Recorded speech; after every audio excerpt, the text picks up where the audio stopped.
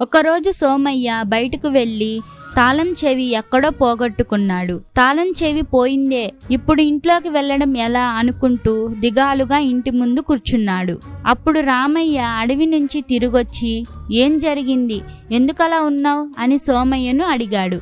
దానికి సోమయ్య ఇలా చెప్పాడు, ఇంటి తాళం చెవి ఎక్కడో పోగొట్టుకున్నాను అని రామయ్యతో చెప్పాడు. తన దగ్గరున్న మరో తాళం చెవిని అతనికిచ్చాడు రామయ్య. సోమయ్య ఆ తాళం చెవి రామయ్య ఇంటిదనుకున్నాడు. అతడికో చెడు ఆలోచన వచ్చింది. రామయ్య బయటకు వెళ్ళినప్పుడు అతడి ఇంట్లోకెళ్ళి విలువైన వస్తువులేమైనా ఉంటే దొంగలిద్దామనుకున్నాడు. తగిన సమయం కోసం కాచుకు కూర్చున్నాడు. ఒకరోజు రామయ్య సోమయ్య ఇద్దరు కలిసి అడవికి బయలుదేరారు. సగం దూరం వెళ్ళాక సోమయ్య, అబ్బా నాకు కాలు నొప్పిగా ఉంది, ఇంటికి వెళ్లి విశ్రాంతి తీసుకుంటాను, నువ్వు వెళ్ళు అని చెప్పి తిరిగి వచ్చాడు సోమయ్య. అలా వచ్చి సరాసరి రామయ్య ఇంటికి పోయి తన దగ్గరున్న తాళం చెవితో తలుపు తెరవడానికి ప్రయత్నించాడు. ఆ తాళం చెవి రామయ్య ఇంటిది కాకపోవడంతో అది తాళంలో ఇరుక్కుపోయింది. సోమయ్య దాన్ని అటు ఇటు లాగేసరికి అది విరిగి సగం ముక్క తాళంలోనే ఇరుక్కుపోయింది. దాంతో అతడికి భయం వేసింది.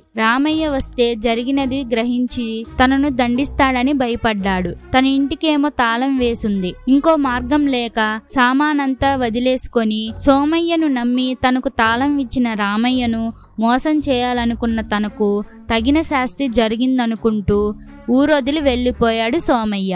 ఇలాంటి స్టోరీస్ మీకు ఇంకా కావాలంటే ఇప్పుడే వీడియోకి లైక్ చేసి ఛానల్ని సబ్స్క్రైబ్ చేసుకొని బెల్ ఐకాన్ని ఆల్లో పెట్టుకోండి.